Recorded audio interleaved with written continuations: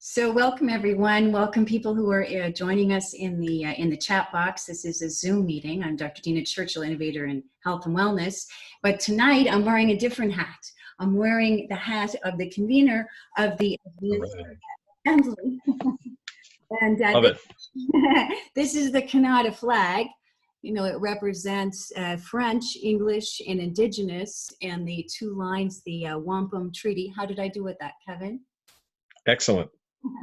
So tonight I'm wearing that hat, and we started the Atlantic Assembly back September 18th, and we had 28 members sign a charter, and we were just growing like wildfire ever since. So tonight, Kevin Annett is with me, and we're going to be talking about Kanata, you know, who we are and what we're doing and how we're growing, and also some interesting news that's came up recently. I'd like to share a story. This week, before we get started, I spent yesterday at a place called the Avon River, which is near Windsor, Nova Scotia. And there's 3 Indigenous Mi'kmaq grandmothers who have been there sitting for 150 days. And they're sitting to do sacred ceremony, water ceremony, sacred ceremony, praying for the fish, because they've put in this dam that prevents the local fish from going upstream and spawning. So I was so inspired really by these women who aren't there for money. They're not there for fishing license. They're not, you know, there for any cause, but for these fish, you know, to survive and the ecology of that area. So I want to thank Audrey Rollins, who's a member, who invited me to go. But so that really gave me a good sense of this camaraderie and what we need. You know, the Indigenous, there was Acadian people there, members from our Atlantic Assembly, local fishermen. But it was really, in my mind, what we're trying to build, which is a community of people that really care for each other and care for the land and are willing to sit for 150 days, you know, for these fish. So I had to share that story. So thank you. So I'd like to introduce Kevin. And Kevin, you know, I put this on your, these videos are uploaded to my YouTube channel. So I had some comments about, you know, this Kevin Annett guy, does he really have a Peace Prize nominee? So yes, he is a Nobel Peace Prize nominee, 2014 and 15, recipient of the Prague Peace Award. He's community minister, human rights consultant, special advisor. This is going to be important for tonight.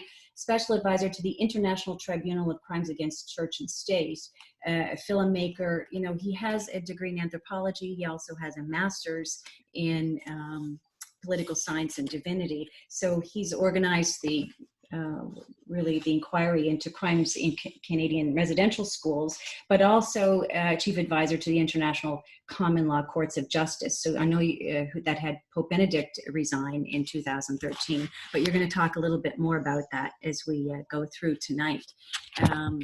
So maybe we'll just, I'm just going to admit a few more people here to the Zoom call.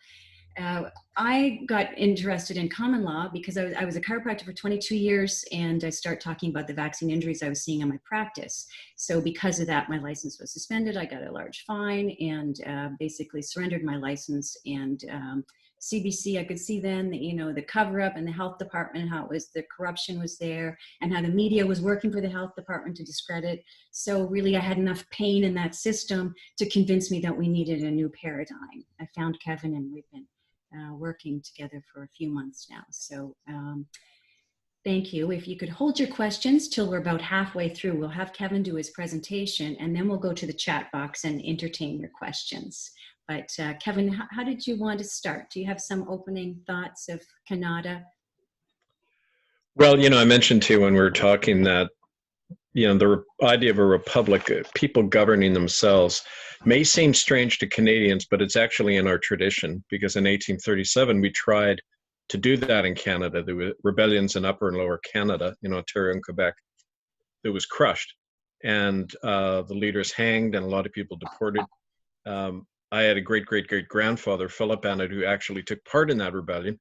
So I'm here. Obviously, he wasn't hanged, or I wouldn't be here.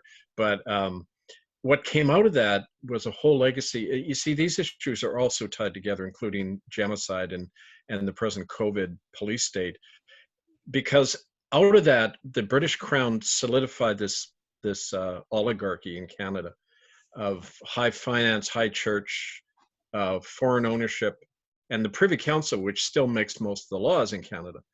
And, you know, the fact people are so upset now that the lieutenant governor in BC or one health officer has the right to circumvent every other law and everybody else. Well, that's the Canadian way. It's always been that way. But now it's affecting a lot of us. And so we're waking up to something we've all been in.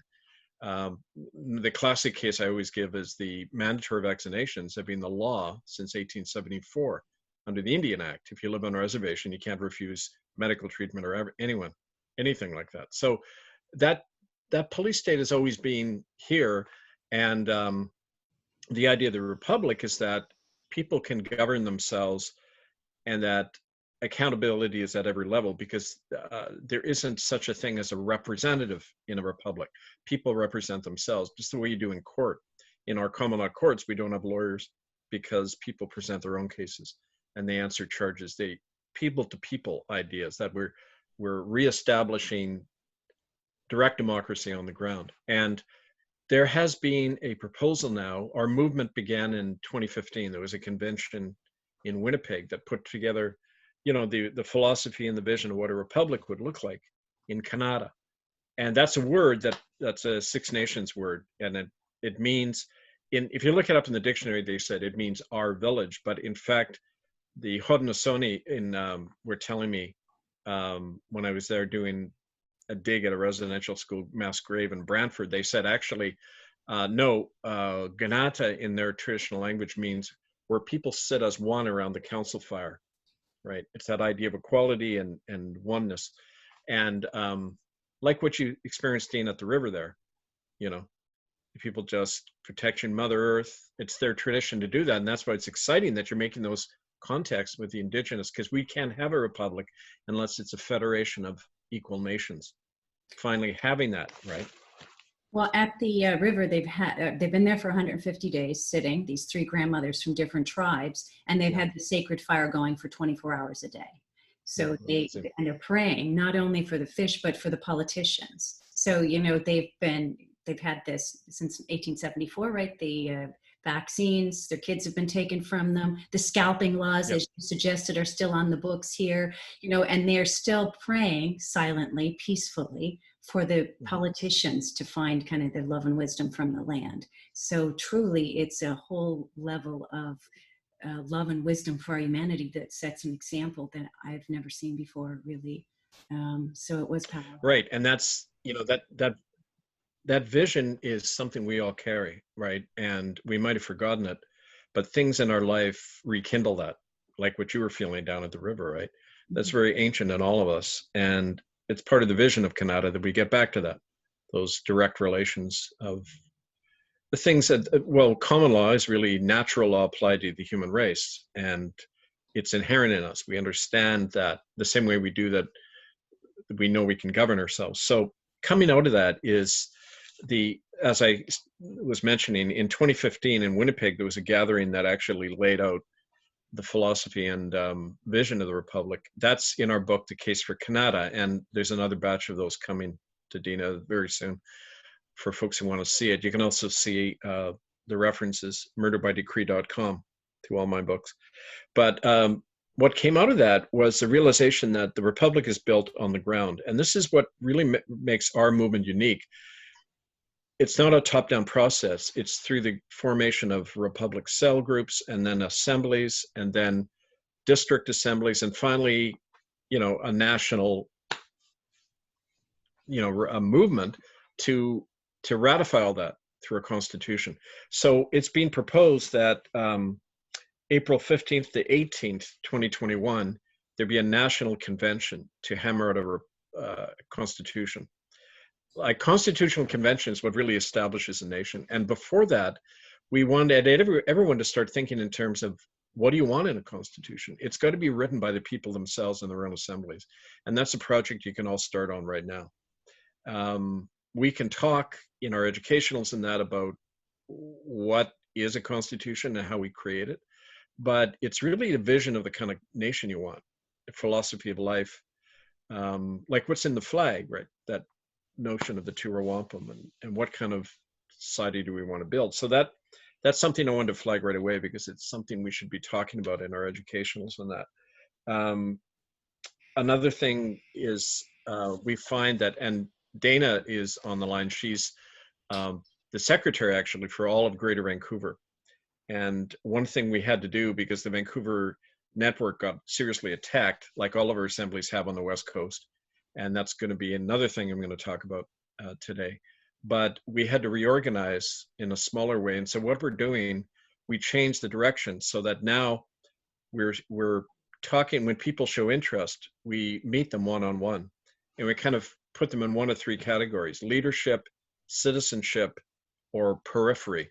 That is, people on the outside who are interested but don't want to commit. Citizenship is people who want to take on citizenship and be active, and then we slot them into committees and campaigns. And then leadership, it's a special kind of person who is naturally very committed, more aware, in for the long haul. And those are the people we want to identify and put special emphasis on training and organizing a core of those people, because they're the ones who will lead the rest. And they need to be the center of anything. And I'm sure you're finding that out yourself. This is all a very kind of go as you learn as you go process. But we find that, especially in a situation when we're being targeted, which is happening more and more because we are being effective, you have to think in terms of those other structures. You know, we on the West Coast, where things are particularly hazardous, we're even setting up a whole underground network of how you operate if things got more severe. And an example of that is the whole Chinese presence, which is becoming really noticeable. Not just troop movements, joint maneuvers on the coast, Chinese troops actually being seen in training camps on the Gulf Islands, but a lot of everything being bought up everywhere by China. And in response to that, the Common Law Court of Justice that found Pope Benedict guilty back in 2013, the one that convicted Queen Elizabeth and the others for genocide in Canada, but also ongoing crimes against humanity, that same court has announced that this Monday they're convening in November 2nd in Vancouver. And two things are going to go on there. I've got I'll be submitting an application for the issuing of 12 arrest warrants of the more notorious people. I can't say yet, but it'll come out this coming week, the whole case. 12 individuals who have already been convicted by the court, or people who are directly involved in what's really a internationally planned criminal conspiracy to everything from human trafficking to the destruction of mass grave sites of people, children from residential schools, the corruption of the political process, assassinations of people who are uncovering this, including journalists and others. A lot of this is going to be coming out in this court case. And it's very important for all of our work in Kanata, because the Chinese presence isn't confined to the West Coast. There's similar things that people have reported in Ontario and Quebec, a Chinese presence there. So, I mean, Trudeau has pretty much allowed China free run of the country. He's removed all limit on Chinese investment. And under the Foreign Investment Protection Act, he's allowed them to station their troops here. So, that's treason by any measure. And that's grounds alone not to cooperate with Canada. Prime Minister is actively working at the behest of a foreign power, which of course they are anyway. It's called the Crown of England, but their oath is to that criminally convicted institution. But it's even more blatant now, and so that's kind of the main things I wanted to touch on, because it's part of the overview that has relevance to everything we're doing. And it's easy to get caught up in our own local situation. I know that you've been struggling with the mission statement, which is really important. At the same time, mission statements, from my experience, tend to have to be watered down to please everyone. And the reality is you can't please everybody. This isn't for everyone. Our vision and what we're doing can't necessarily encompass everybody. Because ideally in a republic, an assembly would be in a community, it would embrace any citizen. The reality is right now, when we try to do that, and we've tried to do that in other parts of the country, it's open to infiltration, disruption, and you're also reflecting every level of consciousness and commitment. And you got to tend to go down to the lowest level when you're in that kind of a situation. So I remember, it reminds me of a quote from Sun Tzu in The Art of War when he said, whoever relies on a majority to win a battle will lose because you reflect the weakest elements. You have to reflect the weakest element. Battles are won by hardened veterans with the knowledge to lead the rest. So our job is to find those veterans and organize them. That doesn't mean everybody. And we have to be aware of how we need to sift people out. It's all a sifting out process. It doesn't mean it means you're excluding some people, but you're slotting them in where their level of awareness and courage and everything allows them to be at this point. Everybody evolves, everybody changes, but we can't reflect the weakest elements in our work or we're finished. And in a time like this, that would be suicidal because things are getting worse. So anyway, I think I'll leave it at that, but those are the main things I wanted to touch on. And people want to ask anything or say anything. Well, I think if I might make a comment is that, I think as we're growing as our individual assemblies, we're also growing at a national level. So there's kind of a parallel growth and one's perhaps helping the other from what I see. You mentioned about the national conference. Maybe you could clarify, are these voted constitution to work on the Constitution? Is that Constitution, pardon my ignorance, going to be a Constitution for all of Kanata that all the different assemblies would accept? Yes, it's a National Constitutional Convention, which means it establishes a constitution for the entire nation. And in the book Case for Kanata, they have a sample constitution. And for example, they talk about, well, if we're a federation of different nations, then people in Quebec and in the indigenous nations would all have to be debating too, what kind of nation they want, what kind of federation would operate. Like, let's say we have a Congress. Would there be a special chamber of deputies for indigenous representatives? Would there be special, would they have autonomy in their own regions, control over resources?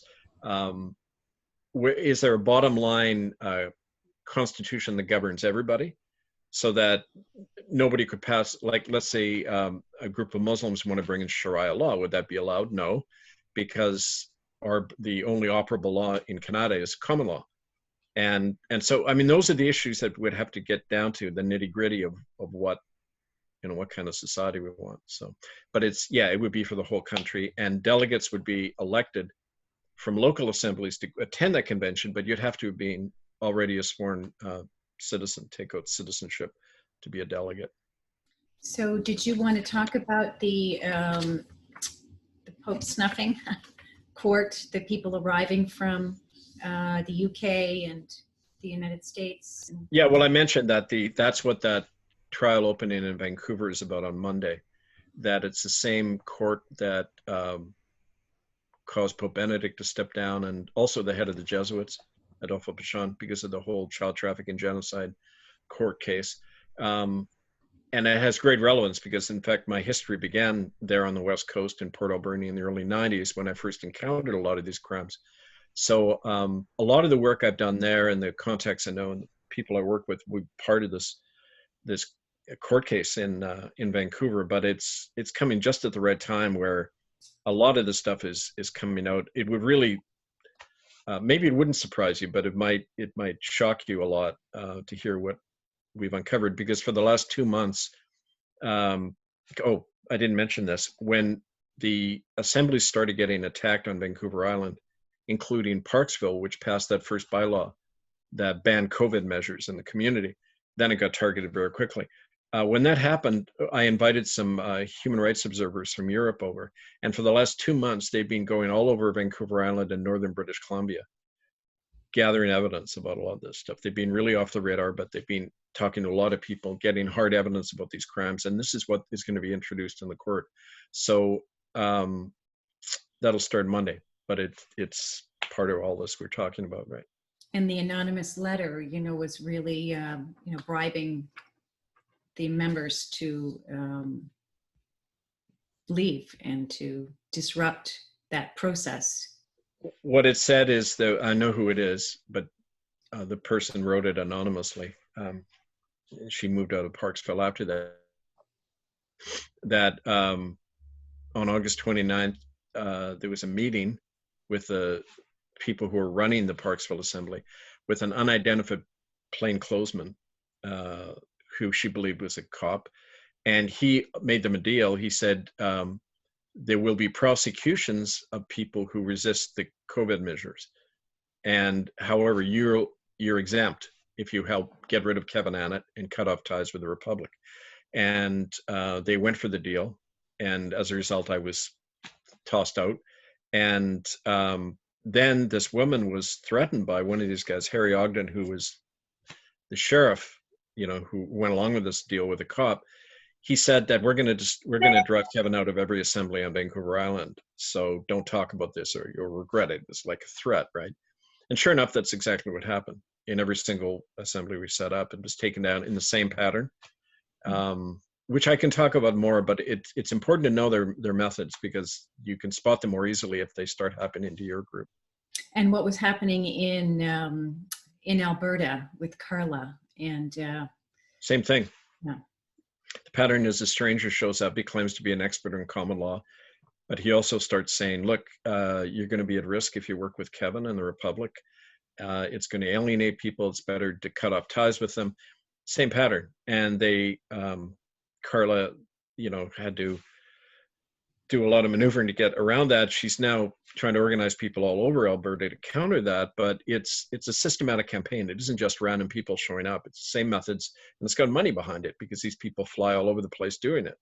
Mm-hmm. So, it's pretty obvious, I think. Well, this movement's a big threat to those at the top. Absolutely it is. When people realize they have their power and that they're actually holding these guys at the top, it's going to topple over. So they're going to try to plant and implant and take out the base. So we have a question here from Tara, who's our legal coordinator. Has Kevin listened to Archbishop Vigano's address to the Catholic Identity Conference in 2020? Not that specifically, although I do know that within the Vatican, there's two big factions. One is pro-Bergoglio, one is traditionalists around Ratzinger, who's still alive.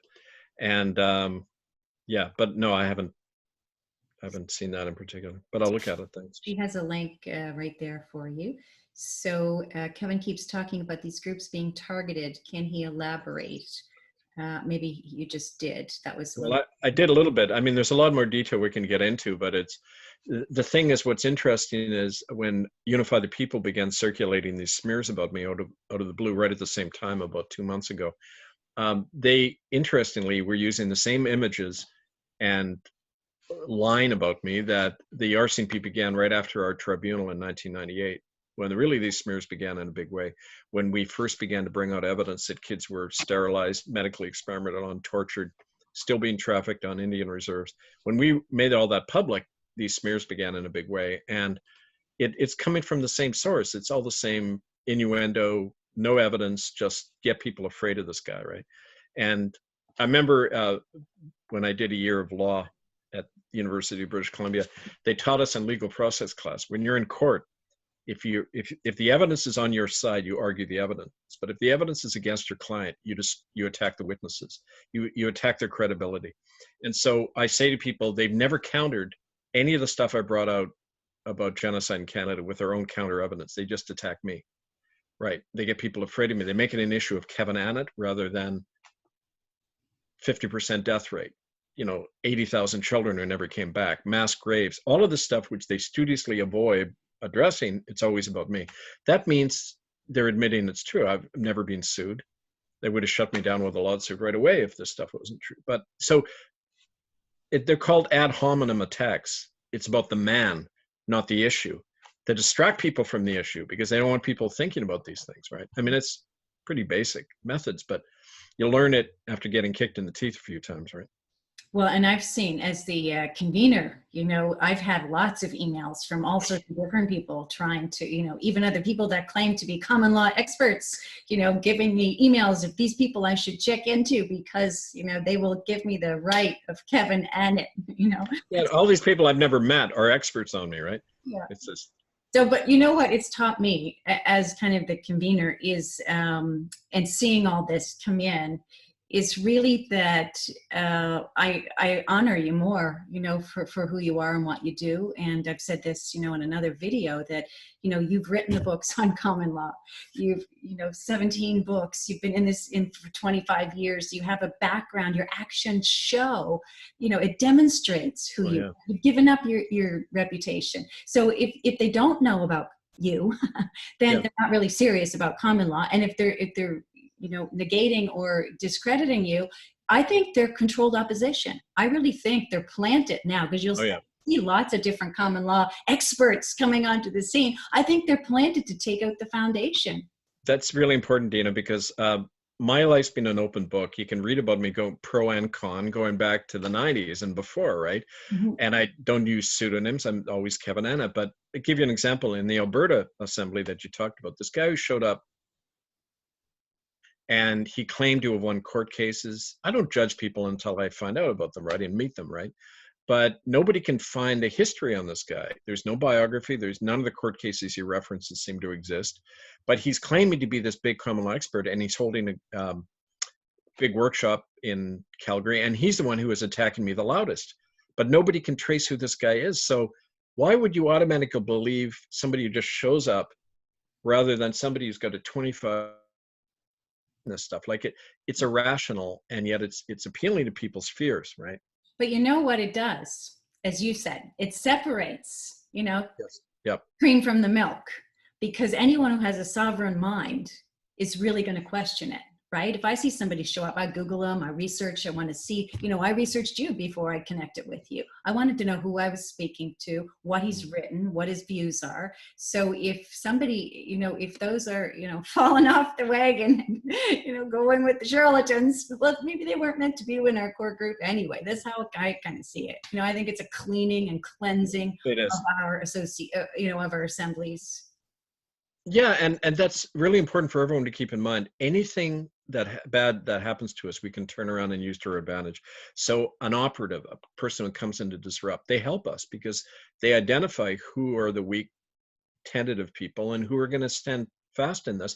And somebody like, she's wonderful. She went through the shit and she said, I can see through all their crap. I'm even more determined now to fight for the Republicans stand next to you, Kevin. And she was strengthened. I don't want to speak for her because I know she's on the line, but she was strengthened by the process, right? And that's how it helps us. So keeping that in mind.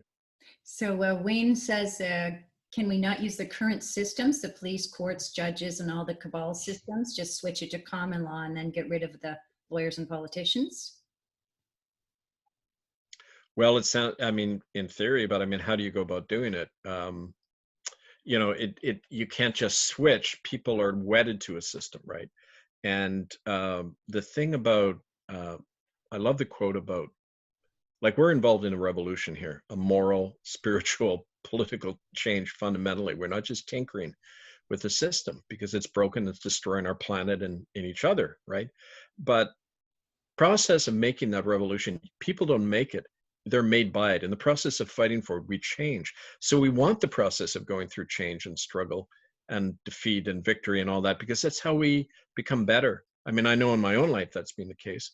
I don't even talk to you the way I was 30 years ago. I was, very different than now, but I was changed and I think made better in the process of going through a lot of this hassle. So I think that's true for all of us. That's how a nation comes into being, not by, somebody proclaiming it, but people doing it through their own experience and struggle and that. So it doesn't happen overnight. There are no quick fix solutions here to any of us. Dana, which is the administrator from Vancouver, I believe, right? Many people want more information about the CLAs being targeted. Kevin plans on forming the curriculum and workshops to teach what mindset needs to be and how these workshops will be carried out, like with videos or workshops. Or did you want to talk a little bit about that, Kevin? Yeah, the workshop aspect, and we mentioned that last time about we need a curriculum for like citizenship schools, we call them, where we give people a chance to come in and we have to judge each other and then realize what are the questions we need to have answered for ourselves. But we need to teach people systematically about this stuff as well. that's at kind of the intellectual level, but at a more fundamental level, we have to ask ourselves, you know, do we really believe and are we capable of sovereignty, right? Self-governance. How much are we wedded to this system? I mean, I've noticed this in groups I work with, that we can talk about being different, but somebody will say, well, can we really pass laws and live according to our own laws? Are we allowed to do that? And I said, do you allow yourself to do that? Do you really believe you can do that? Because if you don't, there's no point talking about or even trying any of this stuff. You have to know that we, the people, are the source of the law. We can, as we did on September 8th, we passed a national law banning COVID measures. And I get emails every day. They're really encouraging. People said, I've taken the law, I handed it to my employer, and I said, I'm going to sue their ass if they try doing anything to me. And he backed down, right? And that's exactly what the seeds are. We're planted all over the country, but we have to believe in the vision first. And if you don't have that vision in your heart and the courage to act on it, it's just words, right? And that's what we have to instill in people through our own example. So anyway, that's all necessary, right? You know, I think on that same vein, you know, in the curriculum or in schools or teaching, I think the first question we have to ask people is, who is your authority? Because even if they're giving you authority, Kevin, it's they're still under someone else. They're still haven't taken up themselves. You know, I value as a friend and a mentor, but you're not my authority. If you said go burn your mask, no, I'm not going to do it because you said, right? You know, God is my authority, not any politician. You know, whatever. Right. So if people sort out who their authority is, like I said, they will know what to do. They will know how to act if God is their authority, right? So I think that's an important question in the schools, is to ask people who is their authority. Yeah, it's, you know, a republic is a nation of sovereign men and women, beholden to none but their conscience and the laws they create among themselves. And their conscience is being described as that slice of divinity of God in all of us, right? It manifests in reason and virtue and in our compassion for each other, and that's God. I mean, to me, it doesn't have to go beyond that. I'm sure it does, but you know, so that's where the buck stops with that. There's no sovereign. We are sovereign in collectivity, right? Actions speak louder than words, and Kevin is a saint. I don't know. I wouldn't give that equality just yet. Anyway, that's a Catholic term. My ancestors are rolling over in the grave if you called me a saint. So anyways. Okay, but thank you. I appreciate it. Thank you. Spoken from an atheist minister. Yeah. I loved your radio show on the weekend, by the way. It was inspiring, and you know, you talked a lot about spiritual warriors, and it was amazing. So well, I'll mention that. I'll put the link right here. All of our shows are archived on this link, and it's every Sunday at 7 p.m. your time. That's where you can find the archive show, bbsradio.com/herewestand. So Wayne also says, I see this also, which has led me to questioning it all. Like the cabal has me doing this, but can we not, as a person, use common law?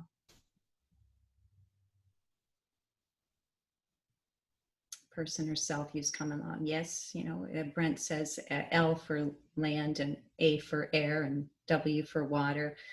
We need a national system of help, forms, law, videos. This is from Chris DeForge. How can we establish an official portal for the Republic with various levels of access and permissions according to our roles and positions? So Chris, is Chris in an assembly? Chris? I know Chris. Okay, yeah. Good. Okay. How can we establish an official portal for the Republic? Very low action. We should talk about that. You have to describe what you mean by portal. I don't want to misinterpret what you're saying. But, would the National Constitution Convention, like your delegate there, would they be kind of like the portal from your assembly to our national body? Maybe? Oh yeah, that's the whole point. You have recallable delegates who go. We use the word representative because you can't represent somebody, either in court or in government or anywhere. We send delegates who are accountable. So it's like when you elect somebody, you say, okay, we will send you as a delegate, but you've got to do X, Y, and Z. And if you don't, we're going to recall you because the people, you're answerable to us. You can't just get elected for 5 years and do whatever the hell you want in Ottawa, which is the problem now, right? Mm-hmm. You can be recalled at any point. So it's got to be laid out. It's like a contract. You've got to do this or the deal's off. That should govern every level of governance in society. So that's the idea, really. Wayne says you need the police and the military to understand how we can do this. I have no use for the current system and want no part of it, says Iron Crow. You know, I think that Linda, who's our education coordinator, came up with a question, I mentioned it last day, about trespass. You know, how has the old system trespassed against you? Because if you have enough pain from the old system, I think you're more committed to creating something new. If you're still not sure, you're still having lots of benefit in the old system, Right. it hasn't been painful enough to kind of push you out. So when you talked about having the different levels of commitment, you know, that might be somebody who's on the periphery, you know, who still values the government and, you know, sees they have benefit in it, right? So, good point. Yeah. If they drag us into court, so Diane Murray, who's from Nova Scotia, says this, if they drag us into the courts, we stand under common law as a man or a woman, not a citizen or a person. But can a man and woman using our charter? Do you mean, Diane, not a citizen? Like, are you talking about a citizen of Kanata? Maybe you can clarify that. Do you understand that question, Kevin? Well, I think, yeah, as a citizen of Kanata, you're in a different jurisdiction. You're like a different nation. They have no authority over you whatsoever. Because in the citizenship card, you formally renounce any allegiance to the Crown or Canada. And you can do that. No matter what they say to you, they have no authority over you without your consent. They can bully you, but you only go along, you only make their power real by going along with it, right? And she comments on that. She says, when the judge comes in, do not stand, or if you do, you'll be accepting his or her authority. Iron Crow, I've been self-governed most of my life. I don't speak in a court ever. Do you have any comment on that, Kevin? Oh, well, don't even go into court physically. Yeah, the movie Thrive 2, I just watched that. It's amazing. And they talk about a little bit about common law and really promote sovereignty as our way out of this mess, right? It's really interesting. Say if you're bought in for not wearing a mask, but I don't think they could bring you in for that. So when they ask, do you understand, say no, and talk about the charter and your rights as a free man or woman. Right, because understand in their lingo means stand under. You recognize their authority over you. Yeah, so, and the thing about masking is time and again, cops have told us, and the City Council of Vancouver just said masks are not mandatory anymore.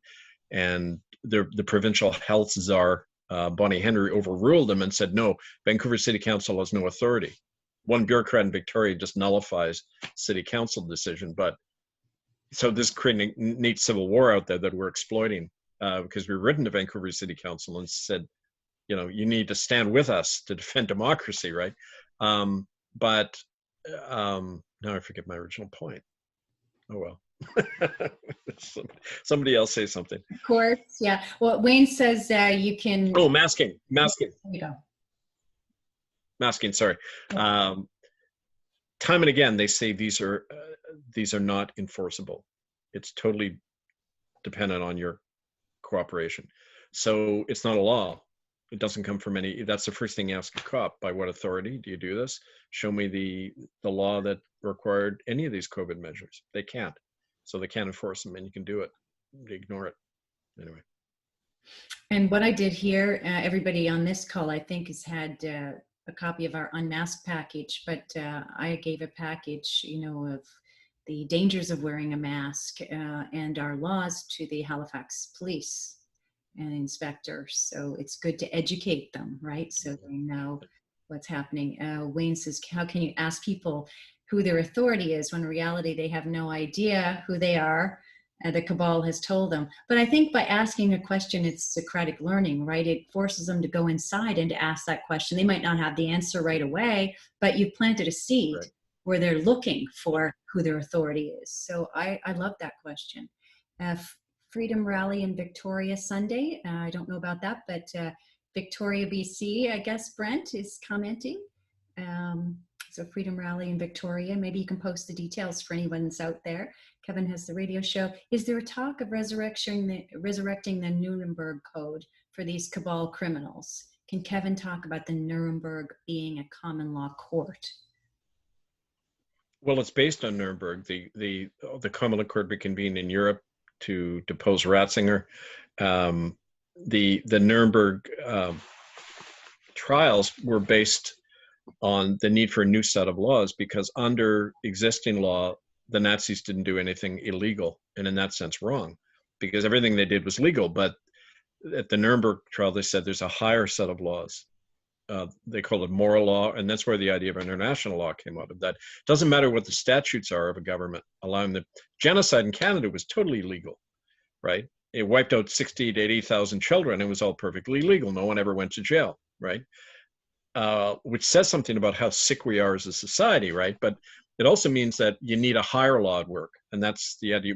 For us, you go back to the basic common law, which has universal jurisdiction, and that you can put heads of state and whole systems of government on trial for that, and church, like we did with the Vatican, Catholics, Anglican United Churches in Canada. So it's all based on Nuremberg as the precedent. Also, the Nuremberg Code in 1947 that was passed at the UN said that no medical procedure can occur, including masking, without informed consent. Informed consent is bottom line.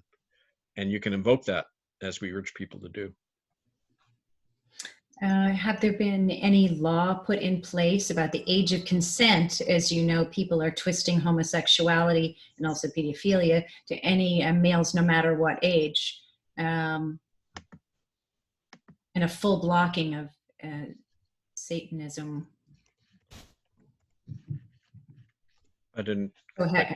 Are there any, I guess, Joanne is asking the question, I guess she means, are there any common laws that have been put in place to address the age of consent being lowered? Oh, that's a big one, because it has to do with, the whole move in the world is to abolish age of consent. The Queen's constitutional advisor, Judge Fulford in England, wants to do away with all age of consent. He said sex with a child shouldn't be a problem. It's just an orientation, sexual orientation. So this is like a satanic assault on our children, right? And to me, that's the embodiment of evil that we have to resist. So, I've got my own prescription, what you do with people like that. But under common law, yeah, Canada has the lowest conviction rate of child rapists in the world, right? And 5 years ago, they lowered the mandatory sentence for a child rapist from 5 years to 1 in Canada. And you're out in 3 to 6 months. It's the lowest rate in the world. So it's Canada, this regime now is saying to child rapists, go for it. No punishment, like the churches. So do we have any laws? Are there any common laws to address those issues? It was your question. Whatever you guys create. You can pass a law tomorrow in your assembly about it. Go for it. That's the thing. Think of the laws you want to create. This is the power of what we're doing here. Sit down in an assembly and say, I want to draft a law and debate this. Boom, pass it. Now it's law in your community. So, the sky's the limit on this stuff, right? Anything. Just been going through the conversation there and seeing some people say, it's hard to wake people up in whatever area, Nova Scotia or Newfoundland or wherever they are. I mean, everybody has parts, I don't think one area is worse than the other. I think that, the people that are awakened get put in dark corners, to disperse the light. So if you're the only one in your community awake, this is what I said to a lady who emailed me the other day. She said, everyone around me is asleep. I said, well, you know what? It's your job to wake them up. You have to. Well, there's degrees of awakenedness, right? I mean, there's degrees of having your eyes open and you don't know what's going to cause that another. We also don't know the extent to which we're still blind. I mean, we Mhm. always think that truth is on our side and we're awake, but that's hardly the case. And you went down to the river. I got my eyes awoken every day by being out among people who were getting shafted. The things I learned just from people, just realized how ignorant I was and still am about a lot of stuff. So that's why, again, Sun Tzu in The Art of War says the commander has to be very humble, because only then can you assess the real situation. If you're filled with yourself, you can't see what's going on around you and you're going to lose the battle, right? Could we use another word, Glenn J says, could we use another word other than citizen? Because it sounds so legalized. So I guess he means in Kanata. Could we use another word? You had mentioned that to me earlier. You had a conversation with Kirsten about sovereign citizen. Maybe that Right. might help that. Yeah. Come up with one. Think of one. What seems to work? What it now? One of the things I want to in our educational groups, there's a really important book people should read, and I gave a summary of basic notes from that to Dina, so she has this. But it's called The Social Contract by Jean-Jacques Rousseau, written in the mid 1700s. He was the philosopher of the American and the French revolutions, and the brilliance of that book is that he says, how do you be sovereign as a person, free within yourself, and yet also a member of a nation? And he said the way you do it is there's a thing he called the general will. And when you find it's not at all counterposed to your own freedom, because when you're free, you can then form a contract. He said nobody has any authority over anyone else by nature. Any authority is only established through a contract. But you saying, okay, you can govern this, but you're not over me, and at any point I can walk out of the system. You don't surrender sovereignty by marking a ballot or being a member of a nation. Whereas the earlier models said, yeah, you vote somebody in, they rule over you. Or Canada, the crown, you're a subject of the crown, and they can take away your rights and privileges at any point, as they're doing. But that only works if you think like a slave. Once you think like Rousseau says, and you're sovereign in yourself, you're not giving up anything by being part of an assembly or creating a nation. As a citizen, it's a reinforcement of your sovereignty and your liberty, because you're not an island. We're social beings, and we need to. It's like in a family. I mean, ideally, my family wasn't this way, so I wouldn't know. But in a family, ideally, people all have that equality based on love. Love creates that natural equality, right? And respect. And you don't have to worry about somebody violating your freedoms if everybody's on equally sovereign and is covering each other's back. So I mean, that's the model. So I don't think they have to be counterposed, personal freedom and nationhood. So a question here from Karen. So what happens to those who are convicted? Who arrests them and where do they go? Now, well, we have the power to go and deputize local police and use their jail system, or do whatever we want. We can bring in community service for people who we convict. You got to start imagining, like, we tend to, and I find this in assemblies, we tend to jump in a lot of business right away, right? And we don't realize that most of what we're doing now, we got to emphasize imagination and creativity, because we're creating something new here. And when you ask a question to somebody, ask it to yourself first. Well, what do you think should happen? How can we deal with offenders in our community? And where is that offense coming from? Why are they doing this, right? Anyway, why not a maple leaf? I just saw that question. Why not a maple leaf? Why use stars? Well, because we're different. Stars represent, well, in this case, the three nations, but they are, and people said, aren't those pentagrams? Aren't those like satanic symbols? And I said, well, if you see it as a pentagram, I guess it is one. And, the world isn't the way we think it is, but well, what's the old saying? We don't see the world the way it is, but the way we are, right? So if you look at a star and see a satanic symbol, that's about you. But a star is, to me, symbol of eternity and freedom and light within us, right? So, I mean, that's my own personal take. But Someone, Iron Cross, where do you think a lot of the tax money goes? So we talked about, we did a whole show on that last week. Iron Crow, you'll find it on our website, Atlantic Common Law website, but maybe you can out of the country, it's all being siphoned off to ultimately the Bank of International Settlements in Geneva and the Vatican Bank. That's where most of your tax money goes. It also goes directly right into the Vatican Bank through a financial concordat between Canada and the Vatican, where about 3 to 5% of your tax money goes, whether you like it or not. Another reason for a republic.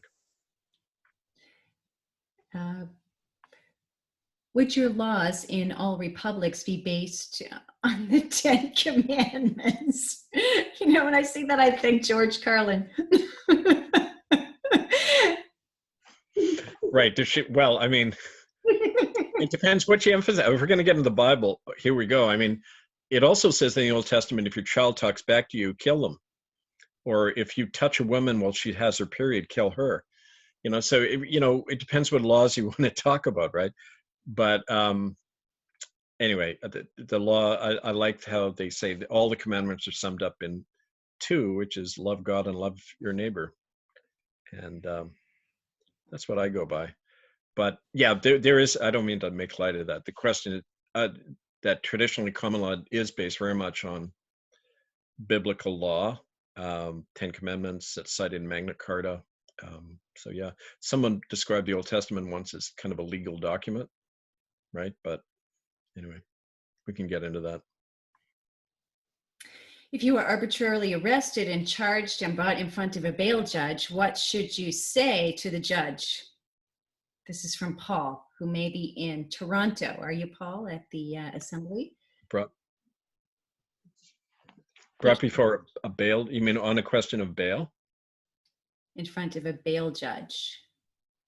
Yeah, maybe you can clarify that, Paul. Yeah, it depends on the circumstances, really. If somebody is in that situation, then there's ways of evading even being in that situation. So I'd have to know the details.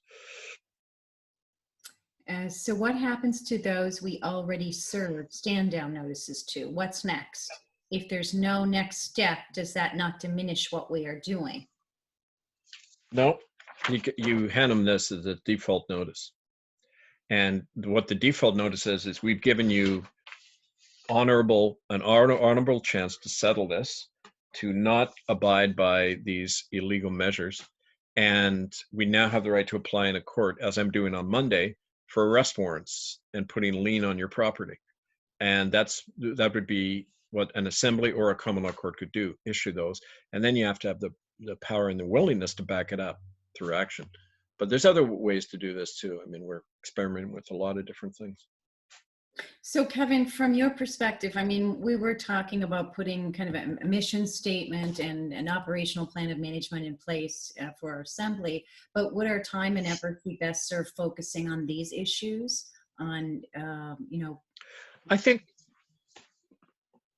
right now you're meeting once a month as an assembly, and you're meeting a lot more often than that in your own work you're doing, and the fact that we're all trying to get our head around how to proceed, right? So I think to have a common thing we're aiming for, like for example, this constitutional convention, by mid-April, we need to have people having debated what they want the nation to look like, what kind of constitution they want, and think about who wants to attend, who wants to be delegated to go do that. I think we need to concentrate on the things that we can all work together on, rather than, if you're focused very much on your own local situation, there's no way for all of us to link up. And we got to start thinking in national terms, creating the national alternative, because we are overwhelmed and swamped every day by volunteers.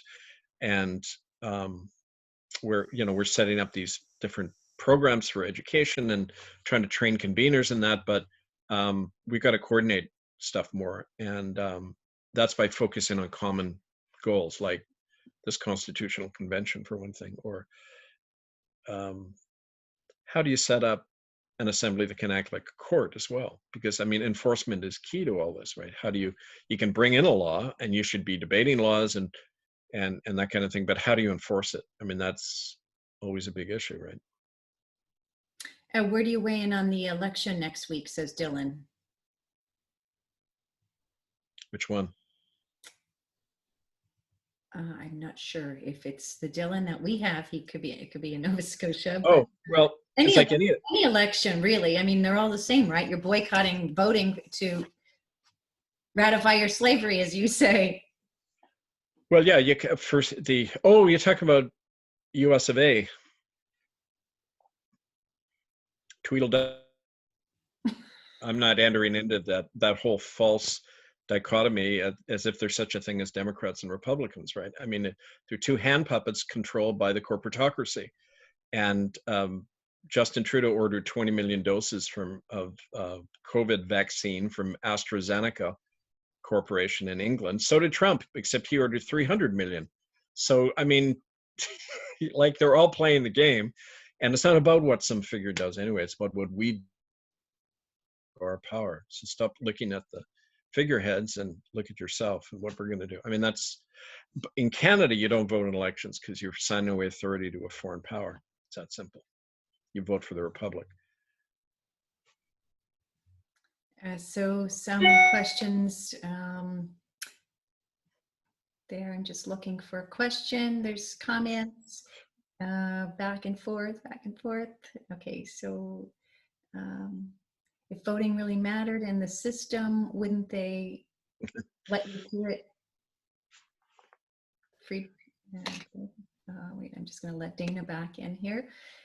So any other questions? If you could put your questions in caps and maybe try to keep them as specific as we can. Paul said yes, but I can't remember the question. I'm scrolling up trying to find Paul's question. I think it was about being in front of a in front of a judge, a bail judge, and what to say. I don't know if you have any comments on that. Kevin, how are you celebrating Christmas? I don't know. In your bunker. I don't know yet. I don't tend to celebrate Christmas, but it's, we can get into that if you're interested sometime. But Paul has clarified his question. If you are arrested and charged and placed in confinement arbitrarily, example, failure to identify, then are brought into court forcibly, what should you say to the judge as a Republic of Kanata citizen? I don't recognize your authority. I have nothing to say to you. Period. I'm a member of another nation. You have no jurisdiction or authority over me. And stay silent. When I was held illegally when I crossed the border from Vermont into Quebec a couple of years ago, they took me away. And they kept me in a room for a day. And I'm not talking to you. Show me your authority. Show me who you are. I don't know who I'm talking to. Go away. They finally let me go. But I mean, the point is, you just don't recognize them. Like you don't interact. Anyway. So when was our nation, Kanata, established? The convention was between January 15th and 17th of 2015 in Winnipeg. And that's what the base for Kanata came out of that. And the best thing is for people to read it, make notes, talk about it. Somebody said, I'd rather have 3 maple leaves than 3 stars. Fine, then go as a delegate and change the flag. I mean, don't wait for somebody else to do it, whether it's a presidential candidate or whoever. Don't let them do your thinking and don't give them your authority. Do it yourself. Design a new flag, and let that be, whatever. I mean, this is about us taking back and it's learning to use a new muscle, right? Yeah, we've been coached really to look at somebody else, to look at their credentials, how did they get in their position? Why are they there? It's, I said to somebody this week, she said, how did she get to do that particular job? I said, because she volunteered. She took initiative. Boom, you got the job. I love it.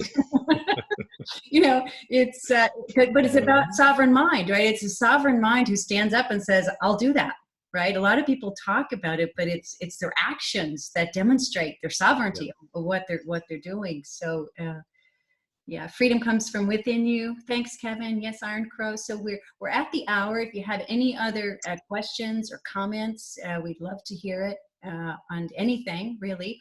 Are you wasting your chi on trying to use a common law court to bring to trial harms committed by provincial government employees or MLAs or the government corporation?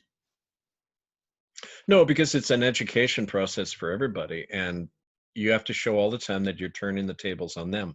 You're calling them into our courts. And, you know, one of the guys in Ontario who works with us, that's what he's done. He's handed a statement to the judge saying, I'm transferring my case out of your jurisdiction with this habeas corpus writ.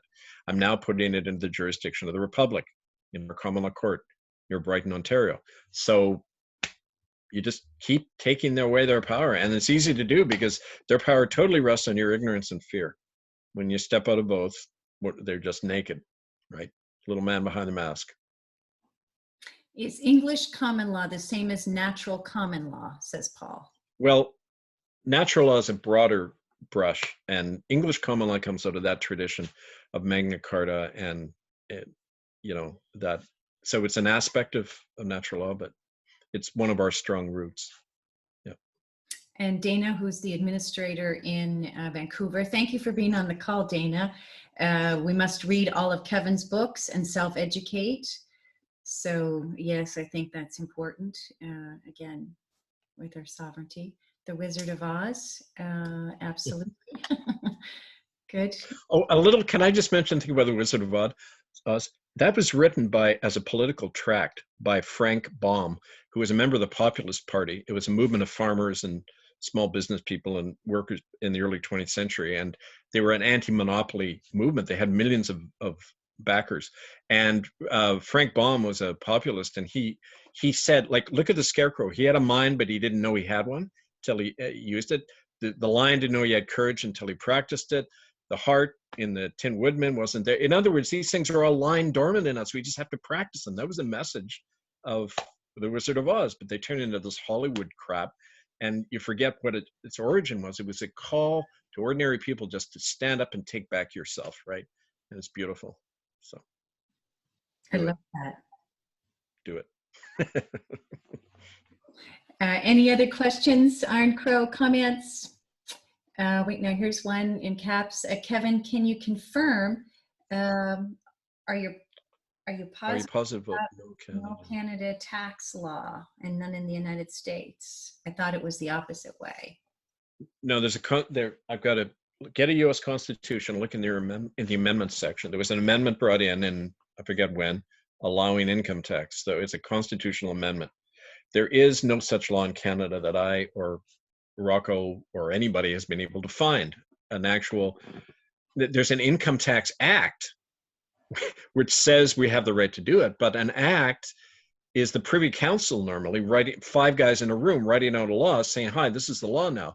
That's not a constitutional, that's not coming from the people, that's coming from the Crown. So yeah, that's my take on it. Is everyone subject to common law, even if they don't consent to common law? No, we're not subject. We got to get rid of that word. No one is subject to anything without their consent.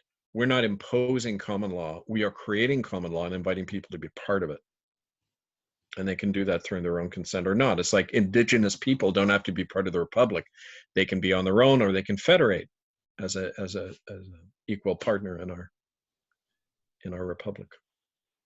And Brent says, love and light, we have our potluck. You know, I think this is really important. Kirsten and a few of our members had talked about getting together, celebrating, having food together. I think that really strengthens our trust and love in the assembly. So thanks for sharing that, Brent. Any other questions? Crime Minister Trudeau, yeah, I like that. If the BC common law courts convict politicians, what will happen next? We'll try to arrest them. We will use various banning methods. We'll use it as an educational platform to recruit more people. It's like Sun Tzu says, there's never any final outcome. Water around a rock, constant motion. Learn from each situation, build on it. There's no final outcome except what we create. You know, so think that's good. There'll be more on that about the case convening on Monday. And then we're watching you closely because we're going to do the same thing here. Can Kevin talk on the 1974 moves by King Justin's dad? Pierre? 1974. I don't know what you mean in particular about that, but maybe you can clarify, Brent. Sorry on that. I do have a personal story people might find amusing or not, but my uncle George McCourt was a Liberal Party bagman in Ontario, and he and his wife Claudette used to go to lunch and dinner all the time with Pierre and Maggie Trudeau. So there they are sitting in the Chateau Laurier, and Uncle George told me this over dinner one night. There they are sitting at the Chateau Laurier for dinner, and Pierre is talking away, and Maggie makes some comment he didn't like, and he reached over and plowed her one right in the face, knocked her cold right there. And everyone's kind of being very Canadian and not saying anything, right? But that's the kind of psychopath we were dealing with. Like, I'm sorry for Justin. God knows what life must have been like for him as a little kid growing up. And, you know, also the ex-chauffeur from Parliament Hill who told me he used to take little boys over to 24 Sussex all the time for Pierre. So, I mean, it's like, who knows who these Manchurian candidate politicians are and what the hell they went through as a kid, right? But that's one sample, what we're dealing with, right? Level of sickness. Has anyone gotten grief over not paying a $450 parking ticket, $450 parking ticket? Burn it. It's never going to come to court. The courts are backlogged for years. And, you know, step out of their system. They're not going to, no. We find 9 times out of 10, they never take action if you just defy it.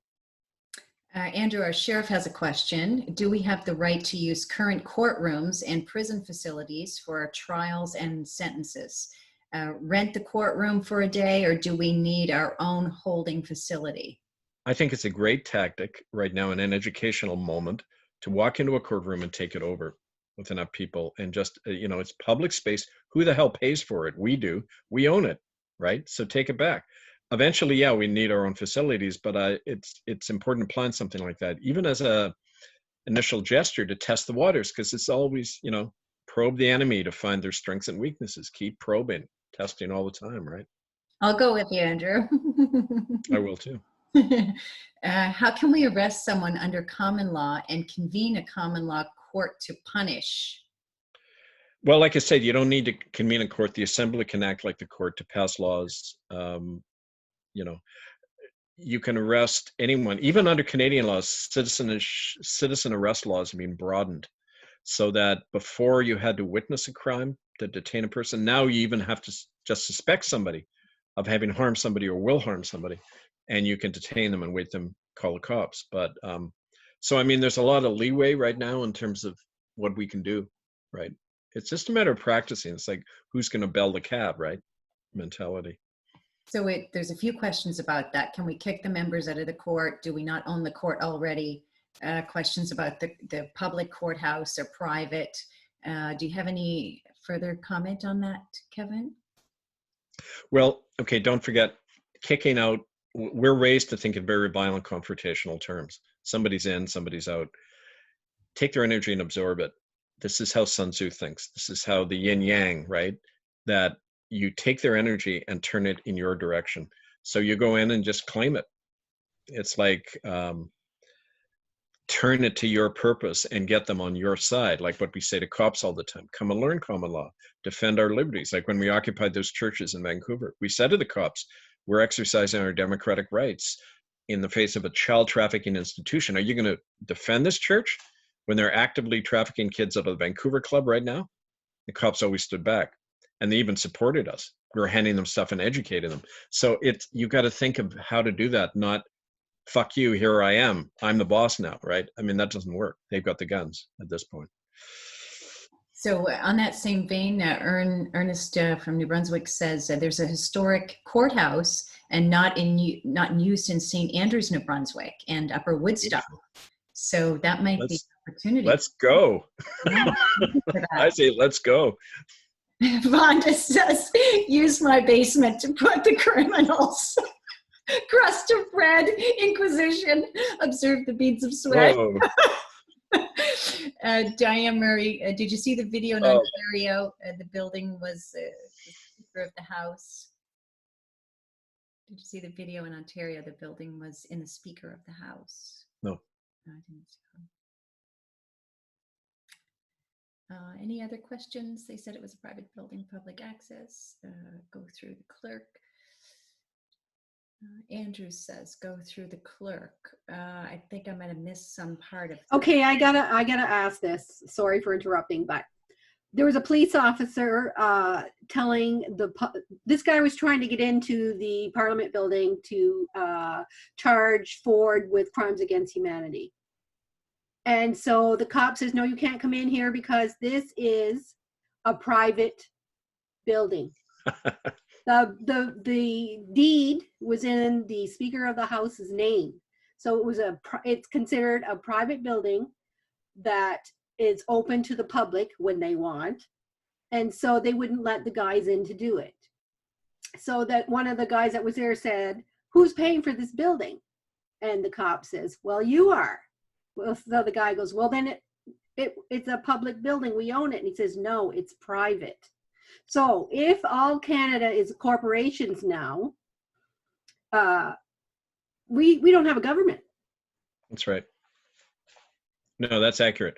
But here's the thing you can do. There's a thing under law called necessity defense, where you have the right to go into a private building and break windows if somebody is being killed in there.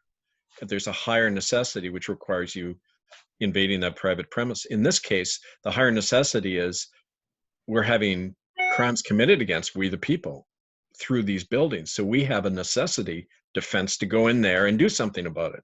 Right? They wouldn't let them go in and arrest.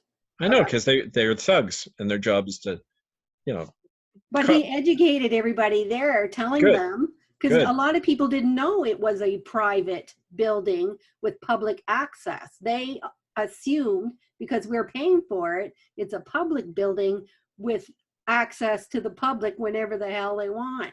So he, by answering their questions, told us that we have no government. Love it. That's right. No, Diane, here's what you do in that situation. You have all of us standing there with a bullhorn and you say, this cop just admitted that we, the public, are paying for a private building and private interests. We fund them to rule over us. This is why you need to leave this system altogether and come to our legislature, which is the Common Law Assembly meeting just down the block. Join the Republic. I mean, it's a beautiful opportunity to do that. In any situation like that, turn it around. So there was a woman there, and she was educating the cops about the pedophilia and the human trafficking, and saying to them, why are you protecting them? That's not your job. You're not here to protect them. And so she took that opportunity to educate that cop, but he was educated. Good. Well, he probably has kids, and it'll get to him. You plant those seeds, right? Cool. So Wayne says, so we're at 8:14. It's not about using your own language. Lawful is not legal, and the courts must comply. Yes. And maybe he was talking about the confinement camps. The event in Ottawa, he didn't identify as a peace officer. They may have escorted and assisted. Maybe, says Andrew, our sheriff. You go with 1,000 people and they won't be able to stop you, says Galaxy. That's true, right? It's strength in numbers. Oh, yeah. We, the people, have the power. We just have to outnumber them. We do. Can we use higher necessities for the, Daniel Blair says, can we use higher necessities for the Atlantic Common Law Assembly? You can use it in any situation where, that fits.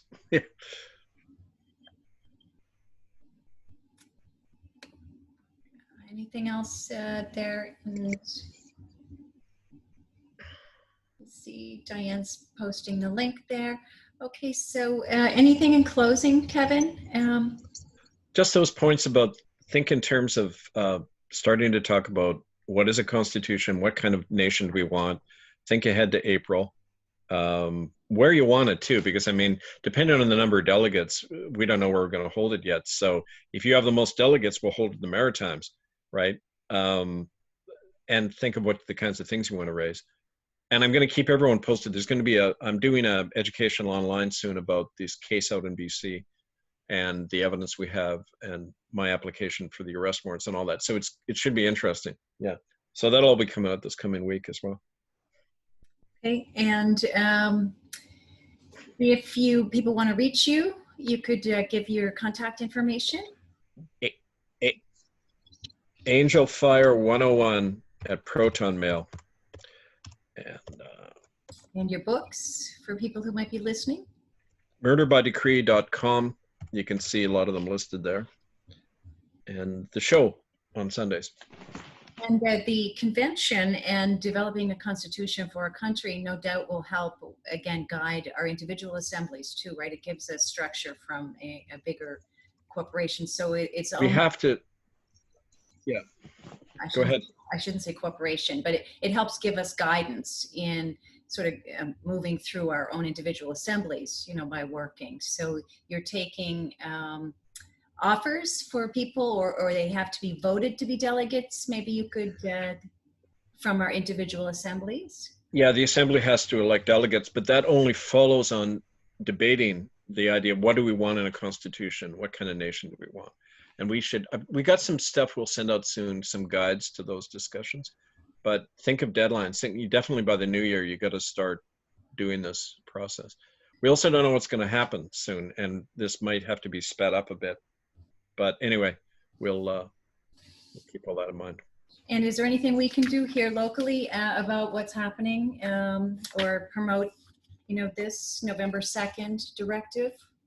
When the YouTube link comes out, probably over the weekend, I would circulate it widely and just let people know, because it has great relevance.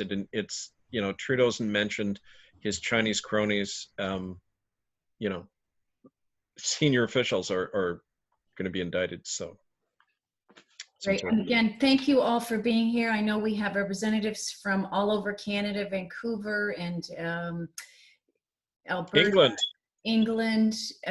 Yeah, it's wonderful. So thank you, because your questions really helps us form what we're talking about. So we really appreciate you being here. Thank you, everyone. Use this as your platform for different assemblies. You know, you can ask questions here, and then you can send it to your assemblies. You have Kevin's information. If you're trying to reach me, please do it on email. I don't often get to kind of the YouTube, so we'll put our contact information underneath the video once it's uploaded, and it will be uploaded onto our Atlantic Common Law website, so you can Joanne wrote Joanne wrote I think she said Sudbury. Anybody? If you're talking about, do we have people in Sudbury? Yes, we have people in 42 communities in Ontario alone, so Sudbury is one of them. How many assemblies are there now, Kevin? I didn't count recently, but it's a bit over 50 now. That's great. So again, who should, if somebody's watching right now and they want to connect with a local kind of assembly, is it Republic of Kanata information? Where would they look for that information? Best to write to Council of Assemblies at Proton Mail, and I'm just writing it here. They've got all the up-to-date information on. If you have somebody interested, just write to them and they can channel them to the local convener. Great. Wonderful. So again, thank you, Kevin, for being. Thanks, everybody. Thank you, Kevin. See you next. Thanks. Okay. Great. All right. Thanks, guys. Thank you. Bye-bye. Kevin. Bye. Thank you. Talk to you all soon. It's good to hear voices, isn't it? Yeah, it is. How are you, man? Jump in, say goodnight. I love Hey, you. Dana. Bye. Thanks. Bye. Good night. Good night, everyone. Love you all. Good time, boys. See you soon. Sorry.